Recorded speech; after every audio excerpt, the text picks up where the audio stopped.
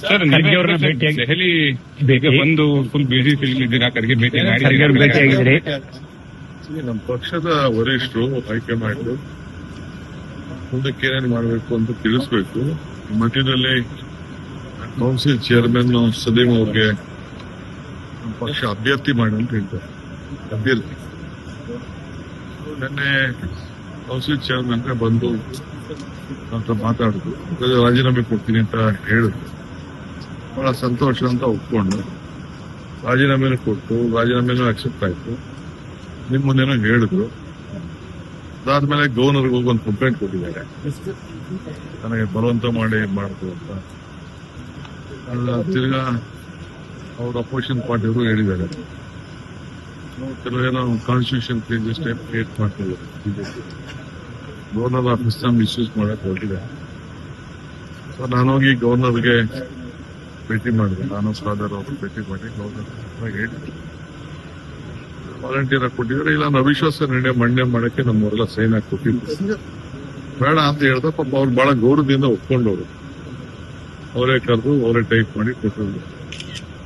ಆಮೇಲೆ ಕೊನೆಗೆ ಅವ್ರದೇ ಆದಂತ ಅಭಿಪ್ರಾಯ ಸಾರಿ ಮಾಡಿದ್ರು. ದೊಡ್ಡ ಹಿರಿಯ ನಾಯಕರಿಗೆ ಅವರ ಬಿಜೆಪಿಯವರು ಹರಾಸ್ ಮಾಡ್ತಾ ಇದ್ರು. ನಾನು ಅದನ್ನ ಎಲ್ಲ ಕಂಪ್ಲೀಟ್ ತಿಳಿಸಿದ್ದೇನೆ. ಗವರ್ನರ್ಗೂ ಹೇಳಿದ್ದೀನಿ, ನಿಮ್ಮ ಕಾನೂನು ಚೌಕಟ್ಟಿನಲ್ಲಿ, ಯಾಕೆಂದ್ರೆ ಹಿಂದೆ ಎಲ್ಲ ಬೇಕಾದಷ್ಟು ಪ್ರೆಸಿಡೆಂಟ್ಗಳಿದೆ, ಅವರೇ ಮಾಡಿದಂತ ಪ್ರೆಸಿಡೆಂಟ್ಗಳಿದೆ. ಡೆಪ್ಟಿ ಚೇರ್ಮನ್ ಕೊಡಬೇಕು ಅಂತ ಡೆಪ್ಟಿ ಚೇರ್ಮನ್ ಇಲ್ಲದೆ ಹೋದಾಗ ಆಫೀಸ್ಗೆ ಕೊಟ್ಟಿದ್ದಾರೆ. ಇಟ್ ಇಸ್ ನಾಟ್ ವ್ಯಕ್ತಿ ಅಲ್ಲ, ಮುಖ್ಯ ಅಲ್ಲ, ಆಫೀಸ್ ಕೊಟ್ಟಿದ್ದಾರೆ. ಅಕ್ಸೆಪ್ಟ್ ಆಗಿದೆ, ನೋಟಿಫಿಕೇಶನ್ ಆಗಿದೆ, ಎಲ್ಲ ಕಂಪ್ಲೀಟ್ ಲೀಗಲ್ ಪಾಯಿಂಟ್ ಎಲ್ಲ ಹೇಳ್ತಾರೆ. ನಮ್ಮ ಗಮನಕ್ಕೆ ತರಬೇಕಾಗ್ತದೆ. ಬಟ್ ಫುಲ್ ಪ್ಲೇಜ್ ಕ್ಯಾಬಿನೆಟ್ ಇನ್ನೂ ಆಗಿಲ್ಲ ಅಂತ. ಯಾರಾಗಿಲ್ಲ, ಒಂದೇ ಒಂದು ಕಾಲಿದೆ ಅಷ್ಟೇ. ಅದೇ ಒಂದು ಕಾಲಿದೆ. ಮಹಿಳೆ ಕೋರ್ಟ್ ಅಂತ ಒಂದು ಮಹಿಳೆ ಕೊಡ್ಲೇಬೇಕು. ಅದು ಯಾವಾಗ ಆಗ್ಬೋದು? ಒಂದ್ 2 ದಿನ ಅಥವಾ ಅದೇನು ಅಷ್ಟು ಅರ್ಜೆಂಟ್ ಏನಿಲ್ಲ. ಮಹಿಳೆ ಕೊಡ್ಬೇಕು, ಕೊಡ್ತೀವಿ. ಸರ್, ಈಗ ನಾಗೇಂದ್ರ ಅವರು ಖಾತೆ ಹಂಚಿಕೆ ಸಂಬಂಧ ಸರ್, ಈಗಾಗಲೇ ಸಚಿವ ಸ್ಥಾನ ನೀಡಿದೀರಾ, ಖಾತೆ ಹಂಚಿಕೆ ಬೇರೆ ಹತ್ರ ಬರ್ತಿದೆ. ಇನ್ನು 3 ದಿನ, ನಾಳೆ ಮತ್ತೆ 3 ದಿನ. ಎಷ್ಟು ದಿನ ಇತ್ತು? ಯಡಿಯೂರಪ್ಪನವ್ರು ಎಷ್ಟು ದಿನ ಇದ್ರು? ನಾವೆಲ್ಲರಿಗೂ ಹೋಗಿ, ನೀವು ಮಂತ್ರಿಗಳು ಎಲ್ಲ ಜಿಲ್ಲೆಗಳಿಗೆ ಹೋಗಿ ಎಲ್ಲ ಪರದ ಬಗ್ಗೆ ನೋಡಿ ಅಂತ ಹೇಳಿದೀನಿ. ಎಲ್ಲರಿಗೂ ಬಹಳ ಒಳ್ಳೆ ಕೆಲಸ ಮಾಡಿದ್ದಾರೆ. ಹೋಗಿ ಎಲ್ಲ ತಂದು ಎಲ್ಲ ರಿಪೋರ್ಟ್ ಮಾಡಿ ಕೊಟ್ಟಿದ್ದಾರೆ, ಮಾಡಿದ್ದಾರೆ. ಕೊಡ್ತೀನಿ. ಅಂದ್ರೆ ಅಧಿವೇಶನ ಶುರು ಆಗ್ತಾ ಇದೆ ಶಾರ್ಟ್ಲಿ. ಅಷ್ಟೊತ್ತಿಗೆ ಬಿಡ್ರಿ ಸರ್. ನಾಗೇಂದ್ರ ಎಲ್ಲದಕ್ಕೂ ಉತ್ತರ ಕೊಡದಿದ್ದಾರೆ. ಕೆಲಸ ಒಬ್ರೆ ಬೇಕಾ ಉತ್ತರ ಕೊಡ್ತಾರೆ. ಖಾತೆನೆ ಕೊಡ್ಬೇಕು ಅಂತ ಹೇಳಿ, ನಾಳೆನೆ ಕೊಡ್ಬೇಕು ಅಂತ ಹೇಳಿ ಒಬ್ಬನೇ ಎಲ್ಲಾ ಖಾತೆಗೂ ಈಗ ಕೊಡ್ತೀನಿ. ಇಲ್ಲ ಅಲ್ಲೇ ನೀವು ಒಬ್ಬ ಕೊಡ್ಬೇಕು, ನೀವು ಹೋಗ್ಬೇಕು. ಅದಕ್ಕೆ ಆಗ್ತದೆ ಕೆಲಸ.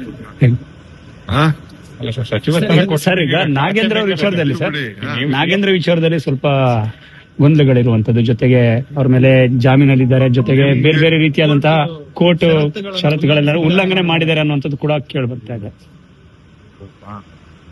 ಯಾರ ಮೇಲೆ ಕೇಸ್ ಇಲ್ಲ ಈ ದೇಶದಲ್ಲಿ? ಯಾರ ಮೇಲೆ ಕೇಸ್ ಇಲ್ಲ? ಕುಮಾರಸ್ವಾಮಿ ಅವರು ಜಾಮೀನು ತಗೊಂಡಿಲ್ವಾ? ಡಿ ಕೆ ಶಿವಕುಮಾರ್ ಜಾಮೀನು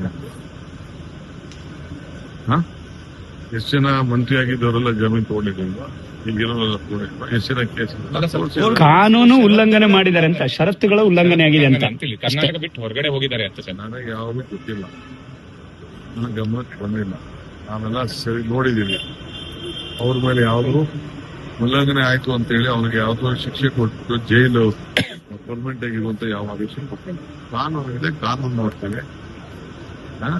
ಅಪೋಸಿಷನ್ ಪಾರ್ಟಿಗೆ ಏನೋ ಸುದ್ದಿ ಬೇಕಲ್ಲ, ಚರ್ಚೆ ಮಾಡ್ತಾ ಇರ್ಲಿ. ಸರ್, ಈಗ ಸುರ್ಜೇವಾಲಾ ಮತ್ತೆ ವೇಣುಗೋಪಾಲ್ ಭೇಟಿ ಆಗ್ತದೆ. ಬಂದಾಗೆಲ್ಲ ಭೇಟಿ ಮಾಡ್ತೀನಿ.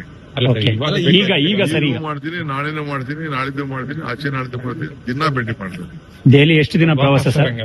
ದೆಹಲಿ ಪ್ರವಾಸ ಎಷ್ಟು ದಿನ ಸರ್? ಇವತ್ತು ಪ್ರವಾಸ ಇದೆ, ನಾಳೆ ಬೆಳಿಗ್ಗೆ ಕೋಲಾರ ಪ್ರವಾಸ.